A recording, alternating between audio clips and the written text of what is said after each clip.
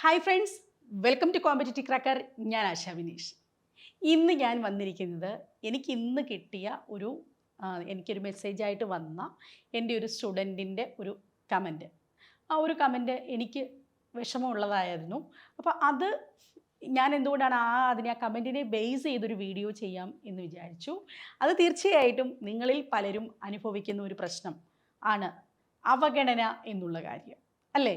അപ്പം മിക്കവർക്കും ഉള്ള ഒരു പ്രശ്നമാണ്. ഇതിപ്പോൾ എനിക്ക് വന്നൊരു കമൻറ്റ്, മിസ്സേ ഞാൻ ഈ കോഴ്സൊക്കെ കഴിഞ്ഞു, B.Ed കഴിഞ്ഞു, TTC കഴിഞ്ഞു, അത്യാവശ്യം നന്നായിട്ട് പഠിച്ചുകൊണ്ടിരുന്ന ആളാണ്, പക്ഷേ ഇപ്പം ജോലിയൊന്നുമില്ല. അപ്പോൾ അത് കാരണം എനിക്ക് തോന്നുന്നു എന്നെ മിക്കവരും അവഗണിക്കുന്നു എന്ന് തോന്നുന്നു. എനിക്കത് കാരണം ഒന്നിലും ഒന്ന് കോൺസെൻട്രേറ്റ് ചെയ്യാൻ പറ്റുന്നില്ല. ഞാൻ എന്താണ് ചെയ്യേണ്ടത്? ഇത് നിങ്ങൾ മിക്കവരും ഫേസ് ചെയ്യുന്ന ഒരു പ്രത്യേകിച്ച് എസ്പെഷ്യലി ലേഡീസും അതുപോലെ തന്നെ ബോയ്സ് ആയാലും പരീക്ഷയൊക്കെ എഴുതുമ്പോൾ ഇതൊക്കെ ഉണ്ടാവും, അല്ലേ? അതുകൊണ്ട് തന്നെയാണ് ഞാൻ ഇങ്ങനൊരു വീഡിയോ ചെയ്യുന്നത്. തീർച്ചയായിട്ടും നിങ്ങളുടെ അഭിപ്രായങ്ങൾ രേഖപ്പെടുത്തണം. ഇതൊക്കെ തന്നെയാണോ നിങ്ങളും കടന്നു വരുന്ന സിറ്റുവേഷൻ എന്ന് പറയണം. അപ്പം നമ്മൾ പറഞ്ഞു വന്നത് അവഗണന എന്ന് പറയുന്ന കാര്യത്തിനെ പറ്റിയാണ്. അപ്പം അവഗണന എന്ന് പറഞ്ഞു കഴിഞ്ഞാൽ മിക്കവർക്കും ആ പദം എനിക്ക് തോന്നുന്നു, അതായത് പലപ്പോഴും അവഗണിക്കപ്പെടുക എന്ന് പറയുന്നത് നമ്മുടെ ചില കാര്യങ്ങൾ, നമ്മുടെ ഒപ്പീനിയൻസ്, അത് ചില സദസ്സുകളിൽ വെച്ചിട്ട്, അല്ലെങ്കിൽ നമ്മൾ പ്രതീക്ഷിക്കുന്ന ഒരു ആൻസർ ആയിരിക്കില്ല, നമ്മളൊരു അഭിപ്രായം രേഖപ്പെടുത്തുന്നു. അപ്പോൾ ആ അഭിപ്രായം മുഖവിലക്കെടുക്കാതിരിക്കുക. ആ മുഖവിലക്കെടുക്കാതിരിക്കാൻ പല കാരണങ്ങളിലൊന്നെന്ന് പറഞ്ഞു കഴിഞ്ഞാൽ മിക്കപ്പോഴും ഫിനാൻഷ്യൽ ഒരു പ്രശ്നം, ഫിനാൻഷ്യൽ സ്റ്റെബിലിറ്റി നമുക്കില്ലാത്തത് കൊണ്ട് ഈ ഡിസിഷൻ ഇങ്ങനെയാണ് ഞാൻ പറയുന്നത്, ഇത് ബാക്കിയുള്ളവരൊക്കെ അനുസരിച്ചാൽ മതി എന്നുള്ള ഒരു ലേബൽ ചെയ്യുമ്പം, ഇപ്പോൾ ഹസ്ബൻഡാണ് നമ്മളോട് ഇങ്ങനെ പറയുന്നതെങ്കിൽ നമുക്ക് താല്പര്യം ഉണ്ടാവത്തില്ല. ചില കേസുകളിൽ നമുക്ക് ഓക്കെ ഇത് ശരിയല്ല എന്നൊരു അഭിപ്രായം പറഞ്ഞാലും നിൻ്റെ അഭിപ്രായം ഞാൻ വിലക്കെടുക്കുന്നില്ല എന്ന സ്റ്റേറ്റ്മെൻറ്റ്, അല്ലേ? ഇനിയും അടുത്തത് മക്കളായാലും ഒക്കെ നമ്മളെ അമ്മ എന്ത് ചെയ്യുക, അല്ലെങ്കിൽ അമ്മയുടെ ടൈം എവിടെ പോയി, അമ്മ എന്താണ് ചെയ്തുകൊണ്ടിരിക്കുന്നത്, അമ്മ പഠിക്കുകയല്ലേ, അമ്മയ്ക്ക് കൂടുതൽ സമയം ഉണ്ടായിരുന്നല്ലോ, ഇതിലും നന്നായിട്ട് ഞങ്ങൾക്ക് ചെയ്തു തരാമായിരുന്നല്ലോ, അല്ലേ? കുടുംബത്തിലുള്ളവരൊക്കെ ആയാലും ചുറ്റുപാടുമുള്ളവരൊക്കെ ചോദിക്കും, ഇത്ര നാളായിട്ട് ജോലി ആയില്ലേ, എന്തുകൊണ്ടാണ് ജോലി ആകാത്തത്, നീ പരീക്ഷകളൊന്നും നന്നായിട്ട് എഴുതുന്നില്ലേ, ഇങ്ങനെയൊക്കെ ചോദിക്കും. പേരൻസ് ആയാലും ഇത്രയും നിന്നെ ഞാൻ പഠിപ്പിച്ചു, എന്നിട്ട് നിന്നെയും കൊണ്ട് എനിക്കൊരു പ്രയോജനമില്ലല്ലോ. ഇങ്ങനെയൊക്കെയുള്ള കുത്തുവാക്കുകളൊക്കെ ആകുമ്പോഴത്തേക്ക് നമ്മൾ ഒരു പരീക്ഷയെ അപ്രോച്ച് ചെയ്തുകൊണ്ടിരിക്കുന്നവരാണ്. അപ്രോച്ച് ചെയ്തുകൊണ്ടിരിക്കുന്ന നമ്മൾ പുറകിലേക്ക് മാറുകയാണ്. പലപ്പോഴും മെൻ്റൽ പ്രഷറിലേക്ക് ഉദ്യോഗാർത്ഥികൾ പോവുകയാണ്. നിങ്ങൾ കൂട്ടുകാർ പലപ്പോഴും ഇങ്ങനെ മെൻ്റൽ പ്രഷറിലേക്ക് പോകുന്നു. ഇതിനെ നമുക്ക് എങ്ങനെ മാറ്റിയെടുക്കാം, അല്ലേ? ഇതിനെ മാറ്റിയെടുക്കുക എന്ന് പറഞ്ഞാൽ, സത്യം പറഞ്ഞാൽ നിങ്ങൾ ഇവിടെ ചെയ്യേണ്ട ഒരൊറ്റ കാര്യം മാത്രമേ ഉള്ളൂ. ടൈം മാനേജ്മെൻറ്റ് എന്ന് പറയുന്ന കാര്യം നിങ്ങളുടെ ഭാഗത്തു നിന്ന് നിങ്ങൾ എഫേർട്ട് ഇടേണ്ട ഒരു കാര്യമാണ് ടൈം മാനേജ്മെൻറ്റ്. ഫോർ എക്സാമ്പിൾ, നമ്മൾ ജോലിക്ക് പോകുന്നവരാണ് എങ്കിൽ രാവിലെ 9 മണിയാവുമ്പം നമ്മൾക്ക് ഓഫീസിലെത്തണം, അല്ലേ പഞ്ചിങ് കിട്ടത്തില്ല, സാലറി കട്ടാകും, ഇതൊക്കെ നമ്മൾ ഫേസ് ചെയ്യുന്നവരാണ്. അപ്പം വീട്ടിലിരിക്കുന്നവരാകുമ്പോഴാണ് ടൈം മാനേജ്മെൻറ്റിൽ യാതൊരുവിധ കൃത്യനിഷ്ഠയും നിങ്ങളിൽ ഉണ്ടാവില്ല. കാരണം തീർക്കണമെന്ന ആഗ്രഹമുണ്ടാകും, 10 മണിക്ക് പഠിക്കാനിരിക്കണം, അല്ലെങ്കിൽ 2 മണിക്ക് ഉച്ചയ്ക്ക് ഒരു 1.5 മണിക്കൂർ കിട്ടണം എന്നൊക്കെ ആഗ്രഹം ഉണ്ടാകും. പക്ഷേ പലപ്പോഴും ഇത് സംഭവിക്കത്തില്ല. ടൈം മാനേജ്മെൻറ്റ് പ്രോപ്പറാക്കിയാൽ തന്നെ നിങ്ങളുടെ പലവിധ ഇഷ്യൂസും സോൾവ് ചെയ്യാൻ പറ്റും. പിന്നെ ഈ അവഗണന എന്ന് പറയുന്ന കാര്യം നമുക്ക് രണ്ടാമത് പറയാനുള്ള ഈ അവഗണന എന്ന് പറയുന്ന കാര്യം, നിങ്ങളിപ്പം നിങ്ങളുടെ ഹസ്ബൻഡ് നിങ്ങളെ അവഗണിക്കുന്നു, അല്ലെങ്കിൽ മറ്റുള്ള കുടുംബാംഗങ്ങൾ നിങ്ങളെ അവഗണിക്കുന്നു എന്ന് പറയുന്നത് എന്തുകൊണ്ടാണെന്നറിയാമോ? നിങ്ങൾക്കൊരു പ്രയോറിറ്റി ലിസ്റ്റ് ഉണ്ട്. അതായത് നിങ്ങളുടെ പ്രധാനപ്പെട്ട ആഗ്രഹം എന്ന് പറഞ്ഞാൽ ചിലപ്പോൾ പഠിക്കണം, ജോലി നേടണം, ഇതായിരിക്കും. മറ്റുള്ളവർ ആ പ്രയോറിറ്റിക്ക് അനുസരിച്ച് നമ്മുടെ ടോണിലേക്ക് നമ്മൾ സെറ്റാക്കണം എന്നാണ് നമ്മൾ ആഗ്രഹിക്കുന്നത്. എൻ്റെ പഠിക്കാനുള്ള കാര്യം എൻ്റെ ഹസ്ബൻഡ് എപ്പോഴും എന്നോട് അത് ചോദിച്ചുകൊണ്ടിരിക്കണം, അല്ലെങ്കിൽ എന്നെ അതിനുവേണ്ടി ബൂസ്റ്റ് ചെയ്യണം. അങ്ങനെയൊക്കെ ചെയ്യുന്നവരുണ്ടാകാം. പക്ഷെ മിക്കപ്പോഴും അവർക്ക് കുറേ പ്രശ്നങ്ങളുണ്ടാകും. ആ പ്രശ്നങ്ങളിലായിരിക്കാം അവിടെ ആയിരിക്കും അവർ ഫോക്കസ് ചെയ്യുന്നത്. ഇപ്പം നമ്മുടെ പേരൻസ് ആണെങ്കിൽ അവർക്ക് അസുഖമാകുന്നു, അല്ലെങ്കിൽ അങ്ങനെയുള്ള ഹെൽത്ത് ഇഷ്യൂസിലായിരിക്കാം, ചിലപ്പോൾ ഫിനാൻഷ്യൽ ഇഷ്യൂസിലായിരിക്കാം. സോ നിങ്ങളുടെ പ്രയോറിറ്റി സെറ്റ് ചെയ്തിട്ട് അത് മറ്റുള്ളവർ നടത്തിത്തരും എന്നുള്ള പ്രതീക്ഷ വേണ്ട. അത് നടത്തിത്തരാനുള്ള ബാധ്യസ്ഥത ആർക്ക് മാത്രമാണ്? നിങ്ങൾക്ക് മാത്രമാണ്. സോ പ്രയോറിറ്റി നിങ്ങളുടേതാണ് എങ്കിൽ മറ്റുള്ളവരെ അതിനു വേണ്ടി വിഷമിപ്പിക്കാതിരിക്കുക. എന്തൊക്കെ കാര്യങ്ങളാണോ നിങ്ങൾക്ക് അവിടെ ചെയ്യാൻ പറ്റുന്നത്, അവർ ചെയ്തതിന് ശേഷം അവർ അതൊക്കെ ചെയ്തു തന്നതിന് ശേഷം മാത്രം നിങ്ങൾ ഇതെല്ലാം സെറ്റ് ചെയ്തു എല്ലാം ഓക്കെ ആയിട്ട് നിങ്ങൾ തുടങ്ങുമെന്ന് വിചാരിച്ചു കഴിഞ്ഞാൽ ഒരിക്കലും നിങ്ങൾ അങ്ങനെ തുടങ്ങില്ല. ഫോർ എക്സാമ്പിൾ, നമ്മൾ ഈ നാട്ടിലൊക്കെ ആകുമ്പോൾ, ഇപ്പോൾ നമ്മൾ വിദേശത്തേക്കൊക്കെ പോയി കഴിഞ്ഞ് കഴിഞ്ഞാൽ നമുക്കറിയാം അവിടെ നമ്മൾ ജോലി ചെയ്യുമ്പോൾ പുതിയ ഭാഷ, പുതിയ സംസ്കാരം, ഇങ്ങനെയൊക്കെ ആണെങ്കിലും വേഗത്തിൽ അഡാപ്റ്റായിട്ട് നമ്മൾ തന്നെത്താനെ ഓടിയങ്ങ് പോകും അല്ലേ? പക്ഷേ ഈ നമ്മൾ നാട്ടിലൊക്കെ ആയിരുന്നു വളരെ സെറ്റായിട്ട് എല്ലാ കണ്ടീഷനും ഓക്കെ ആയി മാത്രമേ നമ്മൾ മുന്നോട്ട് പോകത്തുള്ളൂ. അപ്പം നമ്മൾ ആ ഒരു ചെറിയ രീതിയിലാണെങ്കിലും വീട്ടിലിരുന്ന് തുടങ്ങുമ്പോഴത്തേക്ക് കുറേ കാര്യങ്ങളിൽ അറിഞ്ഞോ അറിയാതെയോ മടി വരാറുണ്ട്.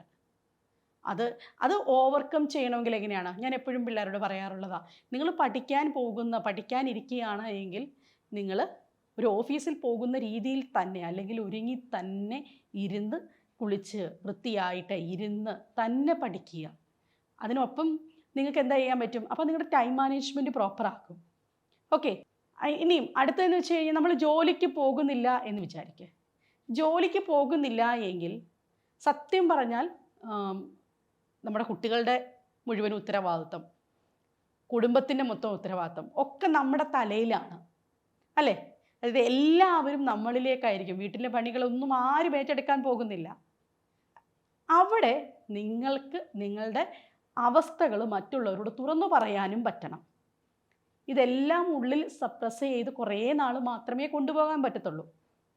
നിങ്ങളൊരു സഹായം ആവശ്യമാണെങ്കിൽ, മൂന്നാമത്തെ പോയിന്റ് എനിക്കതാ പറയാനുള്ളത്, സഹായം ആവശ്യമാണെങ്കിൽ അത്, അല്ലെങ്കിൽ നിങ്ങൾക്ക് അങ്ങനെ ഒരു ഫീലിങ്സ് ഉണ്ടെങ്കിൽ നിങ്ങൾക്ക് മനസ്സിലാകുന്ന സർക്കിളിലുള്ള ആൾക്കാരോട്, അത് മക്കളോടാകാം, ഭർത്താവിനോടാകാം, കുടുംബാംഗങ്ങളോടാകാം, ഒക്കെ പറഞ്ഞു മനസ്സിലാക്കുക.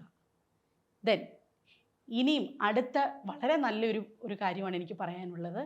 നിങ്ങൾ ഒന്ന് വിചാരിക്കുന്നുണ്ടോ, ഒരു നെഗറ്റീവ് നമ്മളിലേക്ക് കിട്ടുമ്പോൾ മാത്രമേ നമ്മളത് വളരെ ശക്തമായിട്ട്, പലപ്പോഴും പല തിരിച്ചടികളാണ് നമ്മളെയെല്ലാം സൂപ്പർ സ്റ്റാറുകളാക്കുന്നത് അല്ലേ? അപ്പോൾ ഈ സൂപ്പർ സ്റ്റാറുകളാക്കാൻ നെഗറ്റീവ് വേണം. ആ നെഗറ്റീവാണ് ഇപ്പം നിങ്ങൾക്ക് കിട്ടിക്കൊണ്ടിരിക്കുന്നത് വിചാരിക്കുക.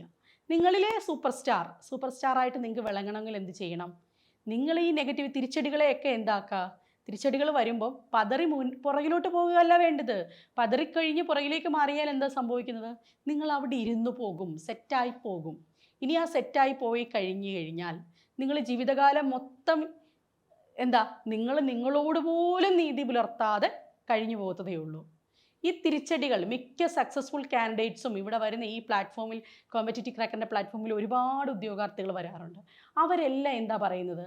ഞാൻ കുറച്ച് നാളെ എന്നോട് കേട്ട കുത്തുവാക്കുകൾക്ക്, അല്ലെങ്കിൽ എന്നോട് ഉണ്ടായിരുന്ന ആ മനോഭാവമൊക്കെ സർവീസിൽ കയറിയപ്പോൾ മാറി. ഞാൻ സർവീസിലേക്ക് എത്തിക്കഴിഞ്ഞപ്പോഴത്തേക്ക് ആൾക്കാരുടെയൊക്കെ എന്നോടുള്ള നോട്ടം അങ്ങനെയാണ്. അത് തീർച്ചയായിട്ടും അങ്ങനെ ഉണ്ടാകും. അത് നിങ്ങളും സ്വപ്നം കാണണം. ഇപ്പം ഇവിടെ റിവെഞ്ചോ ഒന്നുമല്ല വേണ്ടത്. നമ്മുടെ സ്വാഭാവികമായിട്ടും നിങ്ങളായാലും ഇത് മറ്റൊരാളോട് ഈ ഒരു ആറ്റിറ്റ്യൂഡ് കാണിക്കുന്നവരായിരിക്കാം അല്ലേ? അപ്പോൾ എന്താ ചെയ്യേണ്ടത്? നിങ്ങൾക്ക് ആ ഒരു മുന്നിലുള്ള കാലത്തെ സ്വപ്നം കണ്ടു വേണം ഇനിയുള്ള കാലം പ്രയത്നിക്കാൻ അല്ലേ? എനിക്കും വരും, ഞാൻ സർവീസിൽ കയറുമ്പോഴത്തേക്ക് എൻ്റെ ഈ ഒരു ഇഷ്യൂസൊക്കെ സോൾവ് ആകും എന്ന് ഉറച്ചു വിശ്വസിച്ചിട്ട് പഠിക്കാനിരിക്കുക. പിന്നെ പറയുന്ന എക്സ്ക്യൂസ് നിങ്ങൾക്ക് മാത്രമല്ല. ഈ എക്സ്ക്യൂസ് ഉള്ള ടൈമില്ല, മക്കളുണ്ട്, ഒന്ന് ആലോചിക്കൂ. പിന്നെ പറയുന്നതാണ് ഓർമ്മയില്ല. ഈ കാര്യങ്ങൾ, ഈ 3 കാര്യം എല്ലാ ഉദ്യോഗാർത്ഥിയും ഞങ്ങളോട് പറഞ്ഞുകൊണ്ടിരിക്കുന്നതാണ്. ടൈമില്ല, മക്കളുണ്ട്, അല്ല എങ്കിൽ പഠിച്ചതൊന്നുമല്ല, ഓർമ്മ വരുന്നില്ല. നോക്കിക്കോളൂ, എല്ലാവരും ഇതേ കണ്ടീഷനൂടെ കടന്നു പോകുന്നവരാണ്.